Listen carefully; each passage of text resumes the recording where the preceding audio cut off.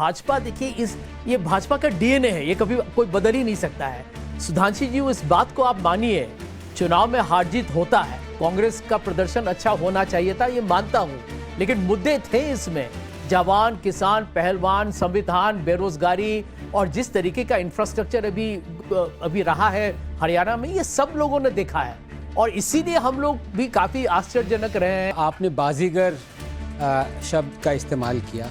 दो तरह से आज मैं कहूँगा कि नरेंद्र मोदी बाजीगर है। एक जो हारते हारते जीत जाते हैं, जो हरियाणा में हुआ, और जो हार के जीत जाते हैं, जो जम्मू एंड कश्मीर में हुआ। ये बात बतानी बहुत ज़रूरी है क्योंकि हरियाणा की जीत तो देखिए पॉलिटिक्स में, जैसे ठीक कहा भदौरिया जी ने और संजय जी ने भी कहा कि हार जीत होती रहती है, लेकिन कश्मीर में बीजेपी का हारना लेकिन फिर भी जीतना, ये एक सिग्निफाई करता है कि वहां पे अब ये नॉर्मलसी आ गई है। संजय झा, आ रही हूं आपके पास। संजय झा, जो बात ममन खान की बताई, ये सवाल वही है।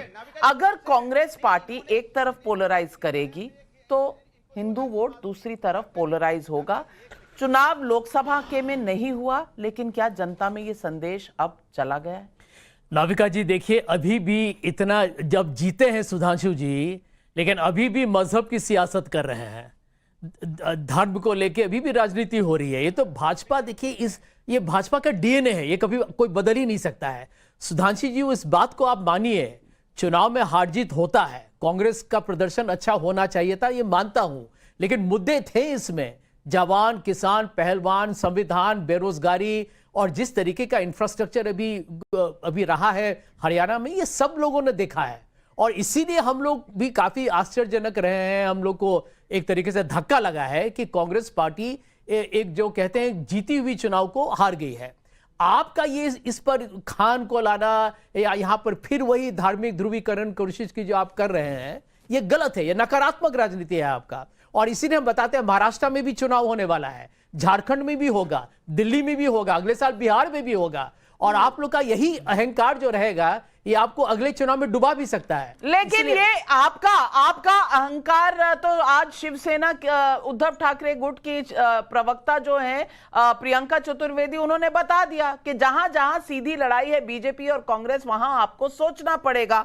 और मैं राजेश गुप्ता जी जो प्रवक्ता है आम आदमी पार्टी के, उनसे पूछना चाहती हूं, सवाल सीधा है, इंडिया अलायंस में कांग्रेस पार्टी क्या अलायंस को एक साथ रखने में विफल हुई है और इसलिए क्या हरियाणा में कांग्रेस पार्टी को वोट डिवीजन से कहीं ना कहीं खामियाजा भुगतना पड़ा है? और आम आदमी पार्टी जो कह रही थी कि उनका बहुत बड़ा स्टेक है हरियाणा में, आज आम आदमी पार्टी क्या कहेगी? 0 सीट। देखिए इसमें कोई दो राय नहीं कि अगर आप अरविंद केजरीवाल जी का ट्वीट देखें तो उसमें बहुत क्लियर है कि किसी भी चुनाव को हल्के में नहीं लेना चाहिए। ये सभी जानते हैं कि बीजेपी किस किस्म से चुनाव लड़ती है। आपने अभी एक बात कही कि अगर कांग्रेस पोलराइज करेगी, मेरा ये कहना है कि कांग्रेस तो जो कर रही है उसके बारे में तो कांग्रेस के लोग बताएंगे, लेकिन बीजेपी किस तरीके से पोलराइज कर रही है ये मेरे बड़े भाई सुधांशु जी ने अभी भी बोल दिया कि पोलराइजेशन करो और 80 वर्सेस 20 की स्टेटमेंट इनकी है, हमारी नहीं है। लेकिन खैर मैं इनको बधाई देता हूं, आज ये जीते हैं और इनको बहुत बहुत बधाई, क्योंकि जिस किस्म की एंटी इनकम्बेंसी दिखाई दे रही थी, किसान, जवान, पहलवान जिस तरीके से बार बार नाराज थे, तो अभी ये विश्लेषण कांग्रेस को भी करना और हमको भी करना और सबको करना पड़ेगा कि भाई इतनी बड़ी हार या ये कहना चाहिए बीजेपी की ऐसी जीत कैसे हो गई। रही हमारी बात, हमें अभी भी जो वोट परसेंट मिला है वो 1.79 है, हम तो नई पार्टी है। जेजेपी जैसी पार्टी को 0.90 का वोट शेयर मिला। और एक बहुत मजेदार कहानी है कि जिसके साथ भी बीजेपी जाती है, जैसे जेजेपी हो या पीडीपी का कांग्रेस जो कश्मीर में हाल हुआ है, या वाईएसआर कांग्रेस का जो आंध्र में हुआ, जो इसके साथ गठबंधन में भाजपा के साथ गया, उसकी बर्बादी लगभग तय हो जाती है, बिल्कुल बहुत बुरा हाल हो जाता है। अब तो क्या हमारी जहां तक बात रही, हमें कांग्रेस के साथ जाने वालों की हालत नहीं है? नहीं, ये कांग्रेस के साथ जाने वालों की हालत नहीं है, तभी तो आपका ये हाल हो गया। की हालत हो जाती है, उनके नहीं, वो फायदा उठा के कांग्रेस के पास। देखिए हमने तो, हमारा तो कोई गठबंधन अभी कांग्रेस के साथ था नहीं, उसमें इंडिया अलायंस के तौर पे है जो लोकसभा के अंदर है भारत के तौर पे, लेकिन स्टेट वाइज तो हमारा कोई गठबंधन नहीं था। बल्कि अगर आप देखें तो मुझे लगता था आप मुझे भी थोड़ी सी बधाई दे देंगी जम्मू कश्मीर के जम्मू मामले कश्मीर में कि डोडा आज में आप दिल्ली में, जीते पंजाब हैं, में, गुजरात, बिल्कुल गोवा पूरी के अलावा बधाई है, एक और पूरी राज्य में बधाई हमारी- है आपको। डोडा में अगर आप एक सीट लेकर आते हैं तो बिल्कुल ये आगाज है और इसकी बधाई के पात्र आप हैं। और बीजेपी जो सिर्फ 19 सीट लड़ी थी कश्मीर वैली में, वहां उनको कम से कम कश्मीर वैली में एक सक्सेस मिला है, और वो भी एक टेररिस्ट से जिसके पिता की हत्या हुई थी, उस लड़की का शगुन परिहार को वो सीट मिली है। ये दोनों चीजें बहुत अहम है कश्मीर में। और जम्मू में जहां कांग्रेस वर्सेस बीजेपी था, वहां कांग्रेस का कुछ भी प्रदर्शन नहीं रहा। और आनंद रंगनाथन, सवाल यही है, कांग्रेस बार बार कह रही है और अनुराग भदौरिया जी भी कहना चाह रहे हैं कि इंडिया अलायंस में वन ऑल चल रहा है। नेशनल कॉन्फ्रेंस जीती है, कांग्रेस सिंगल डिजिट में है जम्मू कश्मीर में। ओमर अब्दुल्ला कहते रह गए कि जम्मू में आप लड़िए बीजेपी के खिलाफ, कांग्रेस नदारद थी। और हरियाणा में इन फाइटिंग हो या फिर जो कास्ट कॉम्बिनेशन हो और या फिर चीफ मिनिस्टर के लिए जो जद्दोजहद चल रही थी, ओवर कॉन्फिडेंस भी था, अहंकार जिसे बार बार संजय झा कह रहे हैं, क्या इन्हीं कारणों की वजह से कांग्रेस हारी है? नाविका जी बहुत बहुत धन्यवाद मुझे यहाँ पे बुलाने के लिए। देखिए, आपने बाजीगर शब्द का इस्तेमाल किया। दो तरह से आज मैं कहूँगा कि नरेंद्र मोदी बाजीगर हैं।